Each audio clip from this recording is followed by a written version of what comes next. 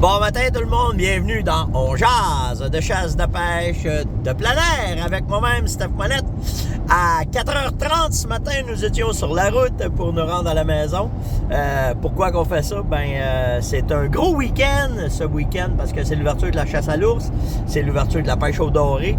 Fait que moi et Yann, on split tous les deux parce que Yann, ça va faire des bêtes à ours.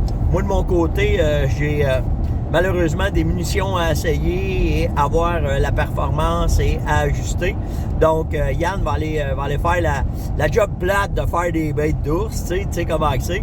Puis, il va falloir qu'il aille à la pêche un peu au doré aussi, mais moi, je vais rester en entour pour essayer des munitions, puis ajuster nos armes aussi avant qu'on parte, parce que où est-ce qu'on chasse l'ours cette année? Il y avait encore trop de neige, on chasse au... à la pourvoirie Michilimackus, puis il y avait encore trop de neige. Fait que là, c'est le premier week-end qu'on peut aller un peu partout. Fait que Yann va aller faire ça, puis moi, de mon côté, m'a tiré de la balle. En parlant de tirer des balles, en fait, avant de vous parler de balles, je vais vous parler un peu aussi de la soirée d'hier. Ceux qui ont suivi le live, c'était le lancement canadien qu'on a fait à Toronto de la nouvelle Sako 90. Fait que là, vous avez vu les 6 modèles disponibles qu'on va avoir au Canada. J'ai eu beaucoup de questions sur la Sako Quest Ultra. Elle ne sera pas là tout de suite, elle ne sera pas rentrée tout de suite. Il y a beaucoup d'éléments de carbone dans cette carabine-là, dont le canon. Et les canons, c'est pas encore dans les priorités de Sako pour la fabrication dans ces armes. Il va en avoir certaines qui vont se libérer, mais on ne sait pas s'il va en avoir qui vont rentrer au Canada. Alors, on verra bien. En fait, c'est les 6 modèles que je vous ai présentés hier qui vont être disponibles au Canada, là, soit la... c'est bon avec ma mémoire. La Varmint, la Hunter, la Bavarian, la Adventure, la Peak, puis la Quest. C'est bon, je suis bon un matin, là. Fait que il y a ces 6 modèles-là qui vont être là. Donc, puis ça rentre d'ici 2 semaines, hein, parce que Sako ont décidé de faire un envoi massif par avion, parce que par bateau, c'est trop long. Donc, on s'attend que là, ça va arriver. Fait qu'on peut calculer début juin, en tout cas, sur les magasins les boutiques qui ont passé les commandes, vont commencer à recevoir la nouvelle 90. Fait que, comme on disait hier, vous allez pouvoir aller en boutique, les essayer, puis voir le fit que vous allez avoir avec la nouvelle Sako 90. Une autre affaire, j'ai beaucoup de questions sur des balles de 300 WSM. Quand est-ce que, s'il y en a si je suis au courant, s'il y a certaines WSM qui vont rentrer dans le calibre 300 ou 270, oui, j'ai eu une information comme quoi qu'il y avait quelques caisses qui sont en route vers le Québec de la compagnie Norma. Ceux qui ne connaissaient pas Norma, c'est une compagnie européenne en Suède qui font des balles de première qualité pour la chasse. Ça fait très longtemps que Norma est en histoire d'amour avec le Québec. Ils ont chipé puis ils ont considéré longtemps le Québec pour les munitions. C'est une des dernières acquisitions de Beretta. Beretta ont acquis la compagnie Norma. Fait que Beretta vont continuer l'exportation vers le Canada de ces munitions-là. Et dans certains chargements, j'ai su qu'il y avait quelques boîtes de balles de 300 WSM qui s'en venaient. Alors là, ce matin, allez à vos boutiques puis demandez-les qu'ils vous les commandent et puis qu'ils vous les réservent. OK? Parce qu'il n'y en a pas beaucoup. Je fais partie de ceux qui en ont déjà réservé.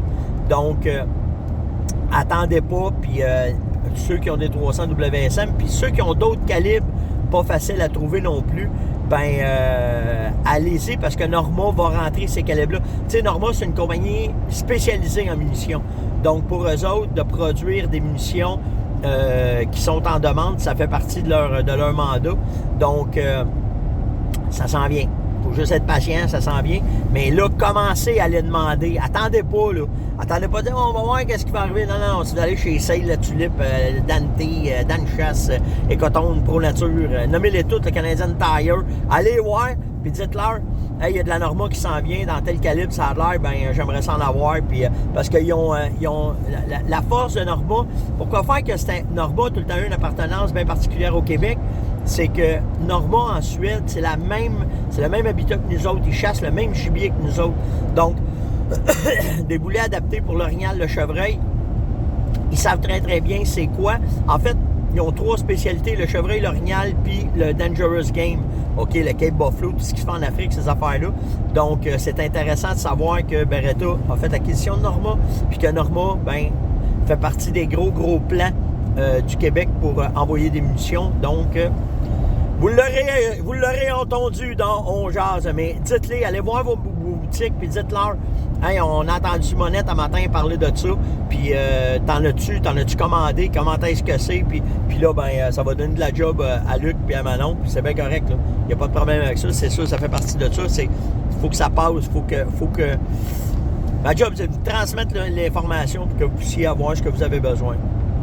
Hier, pendant le live, OK, ceux qui s'inscrivaient sur avec Steph pour Saco, OK, puis on fait tirer 1500 $ de prix de la Ferbonnette pour ceux qui s'étaient inscrits.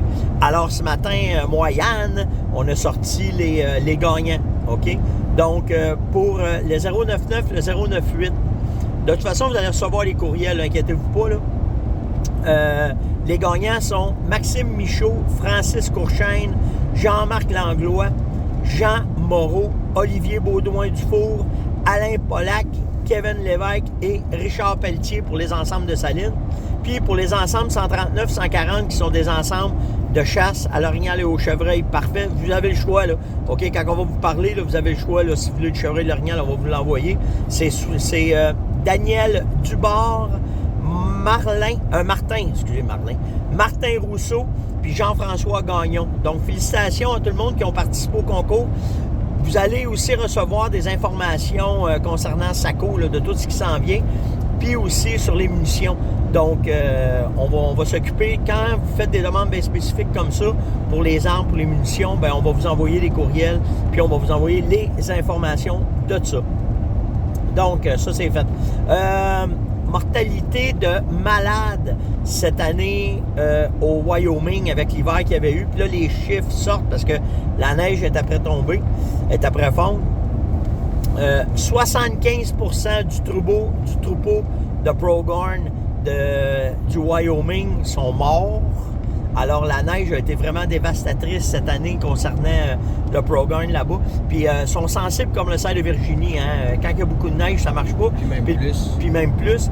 Puis, le problème du Pronghorn aussi, c'est qu'il est migratoire. Fait que, pauvre petit, au fur et à mesure qu'il voyageait, il se ramassait dans la neige partout. Fait que, on parle qu'il y avait un troupeau d'à peu près 60 000 têtes. Puis, le troupeau, ils ont perdu 43 000 têtes et plus. Donc, pas très très bon pour cette valeur parce que c'était un joyau de la chasse au Pronghorn, c'était le Wyoming. Et en plus, c'était une des meilleures places pour les trophées à cause de la génétique et surtout de la quantité de Pronghorn qu'il y avait là d'antilope américaine. Donc, une mesure qui s'en vient prochainement, puis c'est ce que les chasseurs ont peur, c'est qu'ils ferment la chasse pour pouvoir donner une chance ou bien contingenter très très très sévèrement la chasse au Pronghorn dans le Wyoming. Fait que tu sais, quand on parle de l'être humain peut faire des gaffes, là, mais on peut pas se battre contre Mère Nature. Puis quand Mère Nature décide que c'est fini, ben elle ramasse, elle enlève ce qu'il y a de trop, puis ça finit là. Il y a des carcasses d'un plaine. C'est hallucinant, là, les photos sont malades. Fait que ce gars voulait qu'un gars fasse, ça fait partie de Mère Nature. Petite parenthèse un matin, si vous allez sur le site de la Tulipe, j'ai trouvé ça cool qu'ils fassent ça. Ils font tirer 1100$ de produits de pêche à la mouche avec les weather, toute la patente, là. Allez sur le site de la Tulipe, allez voir ça, c'est cool qu'ils fassent ça. En fait, ce qu'ils veulent, c'est vous intéresser aux produits qui sont là. C'est une ligne qu'ils ont chez la Tulipe. Puis de l'autre côté, ben, ils vont vous envoyer les informations après ça. Si vous vous inscrivez au concours, vous allez avoir les informations qui vont continuer là-dessus. Donc, je l'ai partagé de toute façon sur ma page. Fait qu'allez voir ça. C'est un Christy de beau, gros concours vraiment là, que la Tulipe fait. Fait que très, très, très intéressant. Dans les questions que j'ai eues, Alain me demande, Stéphane, Saco, vont-tu sortir des gauchers? Ben, pas pour le moment. OK, c'est pas dans... C'est dans... Hier, on a parlé, on était avec Bruce, qui était de chez Saco en Finlande. Puis, on l'a posé la question live hier, puis il dit, écoute, sur le tableau de choses à faire, c'est marqué sac au gaucher. Fait que tu sais, il faut être patient, ça va s'en venir. Faut voir qu'est-ce qui va dans combien de temps. Pour le moment, c'est des petits cas. Pour le moment, tu as des petits cas et dans la prochaine année, tu vas avoir la BRX aussi de Beretta qui va être interchangeable gauche-droite. Je pense que ça va combler un gros besoin de plusieurs gauchers là-dedans. Fait que ça va être cool. Une autre nouvelle que j'ai trouvée intéressante, l'Angleterre interdit l'importation des trophées de chasse venant de l'Afrique, surtout venant de l'Afrique. On parle d'une industrie de 480 millions de dollars, 17 000 emplois perdus, dont 6 000 en taxidermie. Fait que c'est Jean-Luc qui m'a envoyé ça, puis il dit les hosties de CCDB, ben oui. Puis ça s'en va vers ça, hein. Il va falloir commencer à... faut arrêter d'être politically correct. Il faut juste mettre notre pied à terre quand on parle de chasse, puis qu'il y en a qui nous regardent avec des gros yeux, leur expliquer notre point de vue, puis tenir notre point pour être respecté, parce que nos claques de béton commencent à en emmener large dans toutes les sphères, puis c'est de se mettre la tête dans le sable aussi, là, parce que ça va occasionner beaucoup de problèmes de surpopulation, ce niaisage-là, dans quelques années. Éric me demande, Steph, la différence entre ton DT11 et ton 694, j'ai un 694, est-ce que tu penses que ça vaut la peine que je fasse le jump vers un DT11? Bien, en fait, mon cher, la meilleure chose que je peux te dire, c'est que oui, il y a une énorme différence entre le 694 et le DT11, surtout sur le coup sur l'épaule, puis aussi sur l'ergonomie du fusil, le fit qu'il va te faire quand tu vas l'utiliser. Donc, une affaire que tu peux faire, c'est qu'on va être dans plusieurs chantiers cet été. Si tu viens nous voir, ben on va avoir nos DT11 avec nous autres. Fait que tu pourras voir, Éric, le fit, comment est-ce qu'il est avec toi, puis si c'est un fusil qui t'intéresse pour pouvoir faire du tir, au pigeon d'argile ou à la trappe, au nevermind dans tout ce cas. C'est l'ouverture du doré, hein? Fait que probablement en fin de semaine, je vais mettre je me suis fait poser des questions avec le Monox. C'est quoi la meilleure technique pour pêcher avec le Monox? C'est en drop shot. Fait que je vais vous montrer, je vais faire un montage demain quand je vais être à la maison, puis je vais vous montrer comment monter un drop shot. Puis il y a des nouveaux plombs qui sont bien intéressants. Le problème du drop shot au doré, c'est quand tu descends dans les roches, le plomb il se prend, puis tu respires. Je vais vous montrer des nouveaux plombs qui existent pour pouvoir pas tout perdre notre attirail. Donc, c'était l'Onjaz de ce matin. Likez, partagez, invitez, surtout commentez. On est en direction de la maison pour aller profiter de notre week-end. Donc, si vous avez des questions, faites aller sur stephoussi.onjaz@fermonette.com ou sur le site de la ferme, cliquez sur l'onglet « Avec Steph ». Puis, vous allez voir que vous pouvez me poser des questions là. Puis, ça commence de plus en plus. Là, vous commencez à comprendre que par là, c'est plus facile. Fait que venez poser des questions. Sur ce, passez une excellente journée et on se parle demain tout le monde. Ciao!